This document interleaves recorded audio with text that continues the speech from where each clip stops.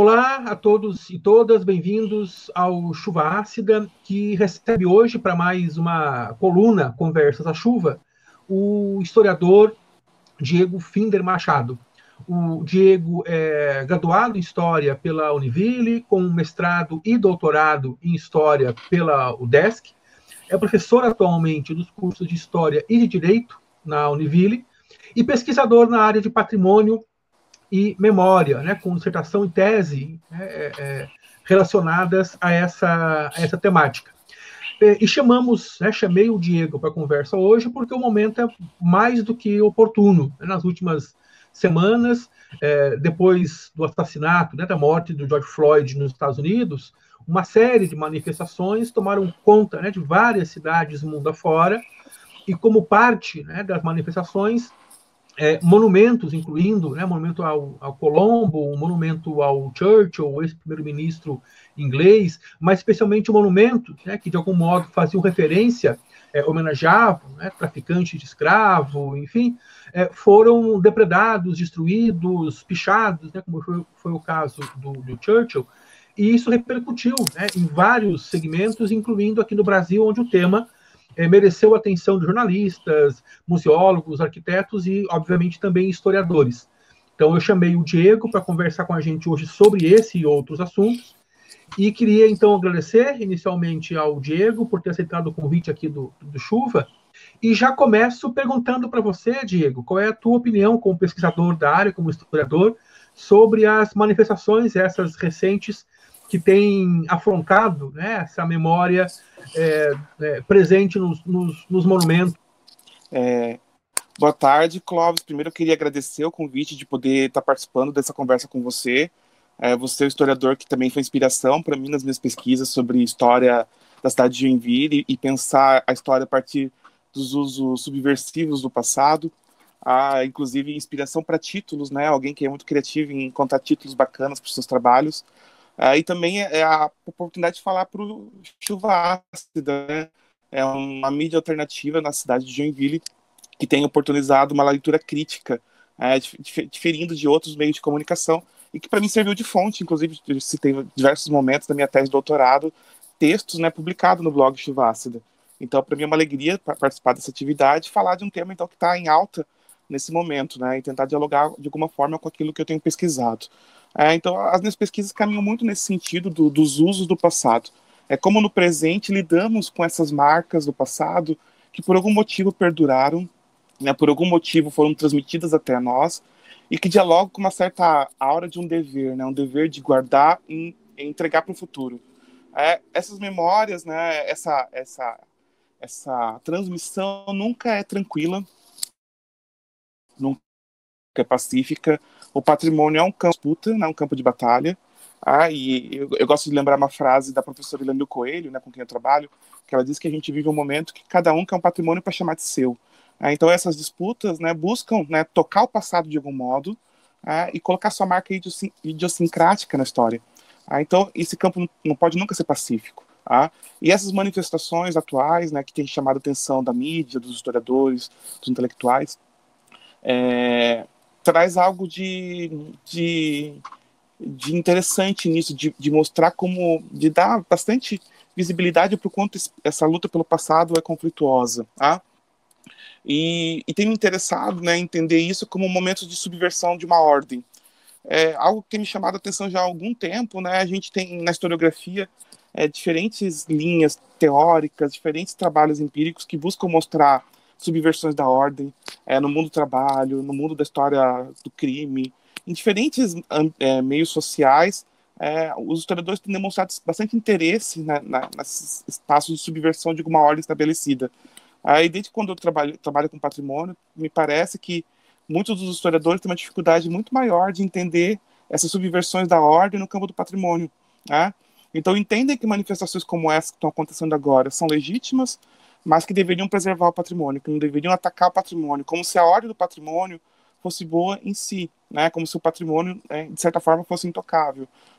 E aí tem movimentos que isso já vem desde a Revolução Francesa, desde os textos do Abba de Henri Grégoire, que cunhou essa palavra vandalismo, de tentar pacificar esses bens, de tirar deles os conteúdos que de alguma forma representam passados opressivos, lembranças que se quer apagar, e colocar eles envoltos em alguma aura que coloca uma ideia até de civilização, né? Uma aura assim, de que a gente tem que preservar marcos civilizatórios, que a gente tem que preservar determinadas obras artísticas. Então a gente olha para aquele bem pela sua construção artística, pela forma que ele tem, pelo seu autor, né? E aí atribui a ele uma função autoral muito específica, né?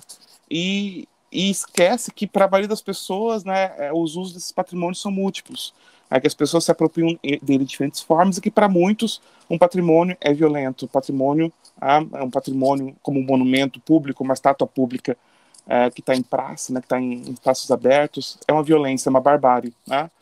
E a gente tem que entender, então, esse movimento, né, na relação que a sociedade constrói com as suas marcas do passado, né?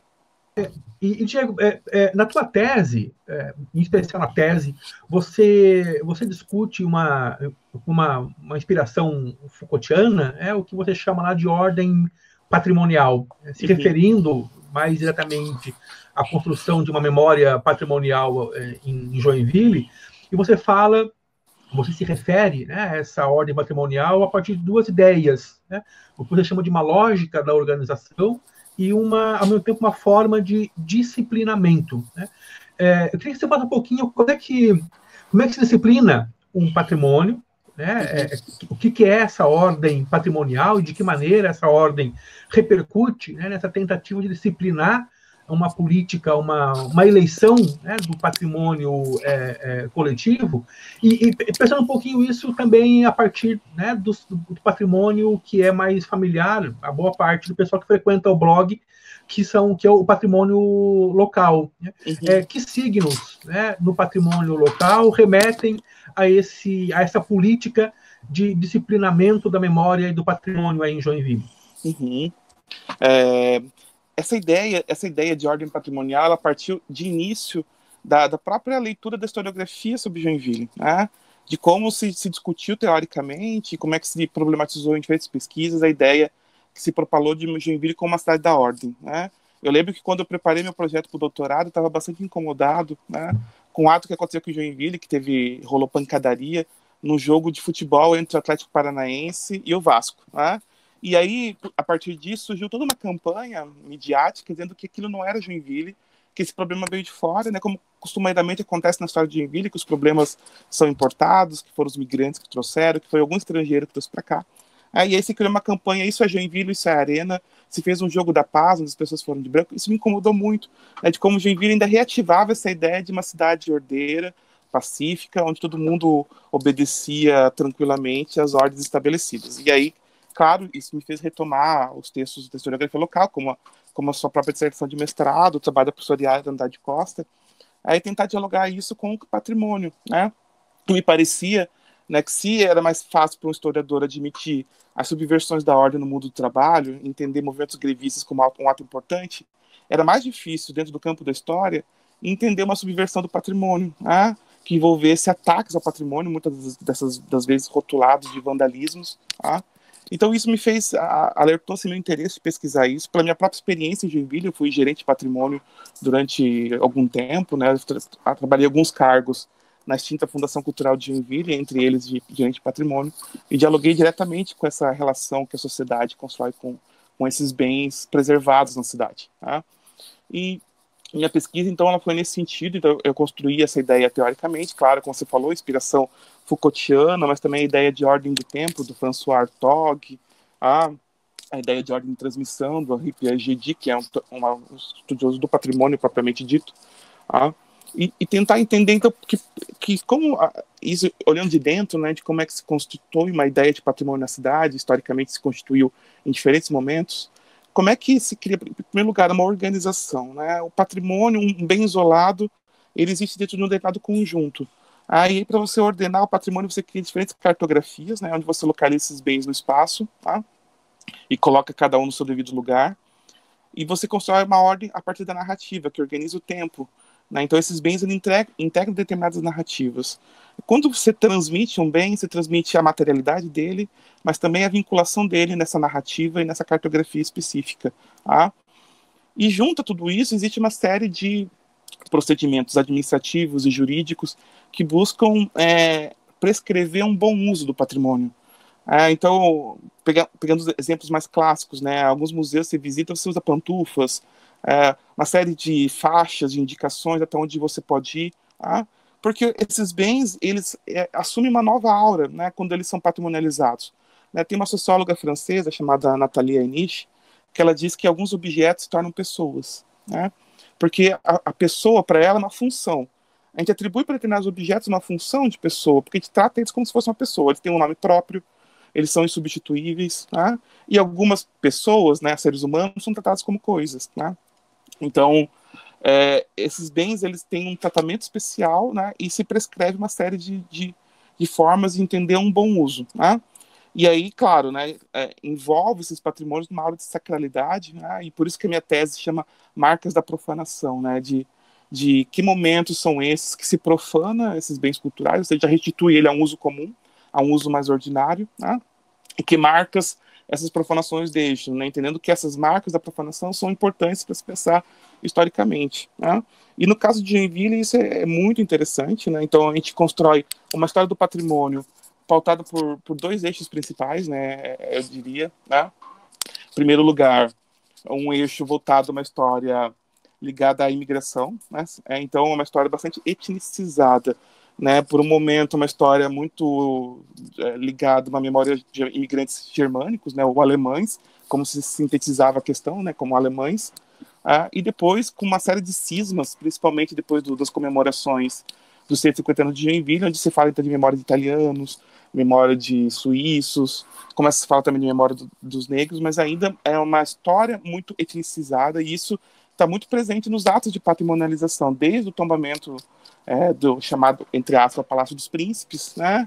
A Rua das Palmeiras, na década de 80, e todos os bens, né, que se elegem para esse grande mapa do patrimônio, que inclui uma narrativa sobre a história do patrimônio de Joinville. Tá? Por um lado é isso, por outro lado também uma história bastante vinculada à presença de alguma vinculação com o Império, tá? Com a história do príncipe e da princesa de Joinville, uma vinculação que mostra aí que, para além de uma história de uma imigração estrangeira, tem uma vinculação brasileira por conta da princesa Dona Francisca. Então, esses dois símbolos, né, o imigrante e os príncipes, aparecem em diferentes momentos, né, tanto é que gera um híbrido no Museu Nacional de Imigração e Colonização, que foi um museu criado para falar da imigração no sul do Brasil, mas que nunca deixou de, alguma forma, ser relacionado, né, a uma casa que, em tese, seria para receber os príncipes que nunca vieram. Né? Então, esse tipo de memória está ali. Então, esse disciplinamento se diz também em relação aos modos de ler, né, esses bens, aos modos de valorizá-los e aos modos de usar esses bens. Tá? E, para mim, era interessante perceber, foi o meu desafio na tese, de entender momentos, né, de reabertura das interpretações do passado a partir das profanações do patrimônio. E a gente tem experiências super criativas em Joinville, muito interessantes, que tentam colocar problema, né, nessa memória forte, né, para usar um termo aí do Enzo Traverso, essa memória forte que se coloca na cidade. Né, por exemplo, em relação à presença negra em Joinville, eu poderia destacar dois atos, né, criativos de subversão dessa ordem patrimonial. Um deles eu participei diretamente, né, porque eu trabalhava na Faculdade de Joinville, que foi fazer um marco memorial, né, um cenotáfio, né, para aqueles que nunca tiveram uma lápide, para os negros escravizados que estão enterrados no cemitério imigrante de Joinville. Isso foi um marco que a gente não imaginava quando eu participei dessa construção, eu imaginava que era algo muito efêmero, que ia ser uma forma de reparação, mas numa homenagem efêmera, que aconteceria um ano, acabou transformando ele num outro lugar de memória, um lugar da memória da presença negra. Tanto é que todo dia 20 de novembro, né, grupos ligados às religiosidades de matriz afro-brasileira e aos movimentos negros, né, depositam flores brancas nesse cenotáfio, que indica aí 14 negros, entre escravizados libertos, adultos e crianças, que estão enterrados ali e que não se sabe onde estão enterrados, porque provavelmente foram enterrados em covas rasas. Esse trabalho contou muito com um historiador local, Dionei Cunha, né, que trabalhava comigo, que nas suas pesquisas, né, levantou essas questões e foi checar, né, essa presença negra no cemitério do imigrante. Então, isso é uma forma de releitura, de reabrir, de fazer uma leitura a contrapelo, né, da história do que aquele monumento representava. Então, a gente tem ali é uma dupla comemoração. Então, tem o 9 de março, que é o aniversário da cidade, onde se deposita flores para os imigrantes brancos, né? E um outro momento, 20 de novembro, que você abre uma outra comemoração, que é a comemoração da presença negra na história da cidade, uma presença mais antiga, inclusive, que dos imigrantes, porque já tinha a presença de famílias luzes que eram escravagistas na cidade, né? Outra forma importante de ressignificação dos monumentos é do monumento ao imigrante, né? Monumento comemorativo ao centenário de Joinville, né? Monumento que você também já estudou, né, professor Clóvis, na sua dissertação de mestrado. Um monumento que chama a atenção de muitos pesquisadores, porque realmente ele é muito interessante na forma como ele se relaciona com o tempo, né? Então, ele, ao mesmo tempo que ele marca uma leitura do passado, uma narrativa do passado, ele indica, né, uma ideia de futuro, um futuro que deveria ser melhor, porque você percebe num dos lados do monumento uma mulher sentada sobre um baú, né, que representa as memórias, mas olhando para um horizonte, olhando para um futuro. Então, marca de um momento, né, que a historiografia coloca de um grande otimismo para o futuro, uma ideia de progresso muito colocada na cidade, né? Esse monumento, então, ele representa, né, a presença do imigrante, o encontro, num das faces desse monumento, o encontro do nativo, né, que seria o luso-brasileiro que já habitava aqui, e o imigrante, e ele mostrando as terras, né? Tanto um quanto o outro representa uma invisibilização, tanto da presença indígena quanto a presença negra na cidade. E esse nativo, né, nativo que seria o luso-brasileiro, era um escravista. Então, esse monumento, de fato, representa uma invisibilização de outros grupos. Também, na Semana da Consciência Negra, então, se realiza um ato, né, de lavação ritual, a exemplo do que acontece na Igreja do Bonfim, lá na Bahia, né? Eles fazem uma lavação ritual com flores, águas aromáticas. É um ato, claro, isso tudo mobilizado por um grupo de pessoas ligadas à religiosidade de matriz afro-brasileira, especialmente candomblecistas, e é liderado pela Mãe de Santo, a Mãe Jacila, né, que coordena esse ato. E acontece também anualmente, é reiterado. E aí, o que é muito interessante, é que eu acho que uma criatividade enorme, a justificativa para esse ato é que o negro também é um imigrante. Então, se o monumento representa todo e qualquer imigrante, o negro também foi deslocado, também se reterritorializou na cidade de Joinville, também é um imigrante. Sim. Então, são atos que reabrem a história, tentam contar a história de outro jeito, e aí chamam a atenção pública para isso. Tá? Eu queria insistir um pouquinho num ponto, que acho que a tua resposta agora, a última, abre para isso. Eu tenho comentado muito, tenho insistido muito com meus alunos de sala de aula, da graduação e da pós, em alguns textos publicados, em especial na imprensa ou nas minhas redes sociais. Eu tenho insistido muito nesse peso, né, nesse papel que o passado ainda desempenha no presente. Né? Eu gosto muito da expressão de um historiador holandês chamado Chris Lorenz, que ele se refere ao que ele chama de passado quente. Né? Essa ideia de passado, alguns passados ainda queimam. Né? E essas manifestações mais recentes, elas chamaram muita atenção para isso, né? O quanto esse passado ele não é tão passado quanto nós imaginamos, né? O quanto ele ainda afeta, né, alguns dos nossos presentes, né? Em especial a questão negra, aqui no Brasil a questão indígena. E a tua última questão chama atenção, a tua resposta chama atenção para isso, se referindo a essas, aspas, subversões, né? Ou sem aspas, né? Essas subversões do patrimônio, né? Tentando interagir com o passado a contrapelo. Eu queria que você faça um pouco disso, assim, porque me parece que há ao mesmo tempo uma certa incompreensão em relação aos modos de usar esse passado no que diz respeito a formas de conduta no presente. Né? Há um certo desleixo, uma certa indiferença, isso é passado, já não nos importa mais, né? Aquela máxima, o passado já passou, e ao mesmo tempo, e por outro lado, e não se afasta muito dessa perspectiva, uma leitura de que o passado é alguma coisa meio estanque, né? A ideia mesmo do passado monumental, né? Intocado e intocável. Por que rever o passado? Ou mais precisamente, Diego, por que subverter, por que ler o passado a contrapelo afeta o presente? Não, a pergunta é muito interessante, né? E uma coisa que eu queria chamar a atenção também é que esses espaços patrimonializados, esses monumentos que estão em praça pública, eles são focos de luz, né? Então, entre tudo aquilo que você pode ver na cidade, são lugares, de certa forma, iluminados, são protegidos, tem uma atenção devotada a eles, eles estão ligados a memórias fortes, memórias emblemáticas da própria cidade, tem uma visibilidade muito grande. Por vezes, grupos que estão fora desses focos de luz, né, que estão às sombras da cidade, que são invisibilizados, minorizados, percebem isso como uma força na sua luta, como uma estratégia de luta importante. Então, subverter esses bens, esses patrimônios, construir outras leituras possíveis sobre eles, é usar da força deles em seu proveito, né? Trazer visibilidade para suas próprias lutas, né, sociais. Eu vou dar mais alguns exemplos, né, se você me permitir.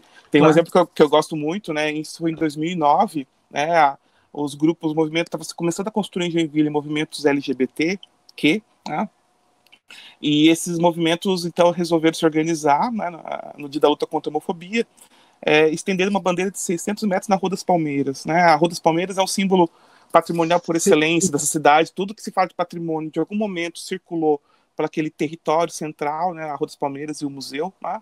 Esse é um cenário patrimonial da cidade. E estender ali uma bandeira é chamar a atenção. Então, os focos, as luzes, para que exista, então, populações LGBTQ em Joinville. Tá? Da mesma forma, duas outras performances brincaram, né, de forma muito criativa, né, com a ausência do príncipe e da princesa na sala de Joinville. Então tem uma performance do Robson Benta, né, que se conhece bem, né, que ele faz o príncipe negro. E aí pergunta, tá, e se o príncipe fosse negro, a gente ia sentir tanta ausência dele, assim, que ainda ia estar aqui quase esperando a vinda do príncipe que nunca veio. E a outra que eu acho fenomenal, né, que é a performance do Carlos Abel, cujo nome artístico é Calopsita Zabelê, que faz a drag princess, né, não digo, é a princesa drag, né, chegando no palácio, e também chamando, essa performance é belíssima, né, chamando a atenção. Então, a partir dessa história, estou usando a força dessas narrativas consolidadas, subvertendo elas de forma muito crítica, né, para mostrar outras experiências da cidade. Então, existem várias formas de lidar com esse passado. Uma das formas pode ser o apagamento, mas às vezes esse apagamento pode ser uma anistia do passado. De repente, uma forma interessante é ressignificá-lo de forma crítica, né? E algumas dessas ressignificações podem ser danosas. Por exemplo, o monumento à Barca de Joinville já foi pichado algumas vezes. Eu gosto de falar desse monumento, né, porque ele mostra uma outra experiência de tempo, uma outra ideia de tempo que não é do monumento ao imigrante. Eu chamo na minha dissertação de mestrado, um momento de vontade de fazer coisa engraçada na dissertação, que é uma Arca de Noé às avessas, né? Porque a Arca de Noé, né, você quer construir um mundo totalmente novo, porque o passado era pecado, então você inunda tudo e faz um novo mundo. Ali você guarda na barca, né, exatamente aquilo que você quer que perdure, né? Então tem um apelo moral muito grande, né? Então uma série de valores morais estão ali vinculados a símbolos da cidade, como a dança, as palmeiras, a chaminé da fábrica. Uma série de símbolos, então, representa aquilo que se quer abarcar da cidade. E aí tem todos aqueles que ficam fora da barca, né? Que foram destituídos de estar na barca, né? E parece-me que essas assinaturas inscritas na barca colocam também um pouco dessa presença de outros da cidade, né? Outros que eu digo que estão às margens, né? E tudo isso faz com que a gente possa ter leituras novas sobre a história da cidade. E mais do que a leitura dos historiadores, é interessante que os escritos dos historiadores têm, em Joinville, mobilizado os movimentos sociais, movimentos públicos, os movimentos pela questão da presença negra, né, de reescrever a história dos negros de Joinville, têm tido boas conquistas, né? Então, eu penso isso em relação aos outros movimentos que estão acontecendo no mundo agora. Eu acho que a gente tem que entendê-los nas suas especificidades, né? Está tendo também uma generalização nos debates virtuais que me preocupa um pouco, né? Então fala que vai naquele sentido de que se todo e qualquer monumento da opressão deve ser destruído, então vão destruir as pirâmides, vão destruir Auschwitz, né? Eu falei, não, Auschwitz tem uma história de patrimonialização muito específica. Ele foi patrimonializado justamente na contra-leitura, né? Para mostrar, não foi de forma alguma uma homenagem a Hitler. Sim. Então não tem sentido comparar isso. A ideia é manter Auschwitz para que aquilo não se repita. Exatamente, né? Me lembra um pouco um episódio do Black Mirror, né? Aquele Black Museum, né? Que eles guardam no museu uma série de experiências dolorosas. Parece que aquilo, para nunca ser esquecido, aquilo que é traumático, é doloroso. Isso. Então parece que na memória do nazismo e do Holocausto, Auschwitz sempre vai lembrar isso, para que a gente não que a gente pense e reflita sobre isso, sobre os horrores de um mundo que se imaginava progressista, civilizado, né? E que isso tudo estava permeado por barbáries. Esse tipo de leituras são possíveis. No caso de Joinville, por exemplo, eu acho as atitudes extremamente críticas, e nenhuma delas tentou destruir os monumentos, né? Embora eles tenham sofrido alguns ataques de anônimos, né? O monumento da Dona Francisca acabou sendo levado para o museu, e aí fizeram uma réplica que eu acho horrorosa e colocaram no lugar.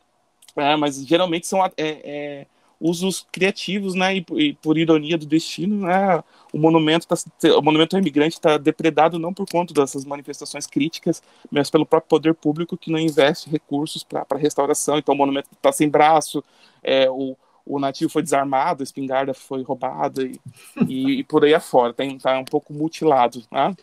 Isso é vandalismo, né? Quando o poder público não investe né, na manutenção de um patrimônio cultural, e isso é vandalismo, né? Não, e essa pergunta é boa, Clóvis, porque assim, eu refleti muito na minha tese sobre vandalismo. O meu título inicial dizia assim, o vandalismo em Joinville. A professora Eunice, a primeira coisa que ela falou, tá, mas o que é vandalismo? De onde vem essa palavra? Para que você está usando? E aí isso me demorou quase o tempo inteiro da tese, pesquisando, acabei indo para Portugal pesquisar isso. E é muito interessante, porque a palavra foi cunhada ali no contexto da Revolução Francesa, né, traz referências anteriores lá, desde o texto do Rafael Sanzio, do século XVI, uma série de referências, mas a palavra vandalismo foi criada por um abade francês, Henri Grégoire, e mobilizou uma série de campanhas contra o vandalismo na França, em Portugal, na Espanha, no Brasil. Eu fui seguindo algumas dessas campanhas, né? Parece que agora está reinventando essas campanhas também na imprensa, campanhas contra o vandalismo. E todas elas, né, era uma coisa muito interessante. A palavra servia, né, principalmente no texto do Victor Hugo, que se chama Guerra aos Demolidores, ou o texto do Alexandre Herculano, em Portugal, Monumentos Pátrios, ou no Brasil, né, o Alceu Moroso Lima escreveu, né, pelo Passado Nacional. Uma série de textos geralmente estavam criticando os poderosos, né, governantes que não cuidavam, restauros mal feitos, né? O próprio Alexandre Herculano falava que o vandalismo veste vários trajes, né? Sempre o traje togado, o traje do engenheiro, do arquiteto, uma série de trajes, mas sempre colocando, fazendo uma crítica dos poderosos que não cuidavam do seu patrimônio. A palavra, ela entra numa lógica contemporânea de uma plasticidade imensa, ela serve para qualquer coisa. Então, se eu destruir uma lixeira pública, é vandalismo, um banco, não se resume mais aos chamados monumentos nacionais, né? Eu pude olhar os processos de tombamento em Joinville, analisar todos os documentos que lá constam, e fui tentando localizar onde aparecia a palavra vandalismo. É uma palavra mais ou menos proscrita, né, do vocabulário técnico, né, de um texto que se quer colocar como neutro, mas um processo de tombamento, ele não tem só relatórios técnicos, tem atas de reunião, tem cartas de proprietários, uma série de documentação, e eu fui tentando identificar em que situações aparecia a palavra vandalismo. Apareceram em poucos casos, mas quando aparecia, eu sempre estava algum tipo de invasão. Então o vândalo é aquele que invade uma propriedade alheia, aquele que não tem algum tipo de posse, despossuído, e que coloca em risco o patrimônio.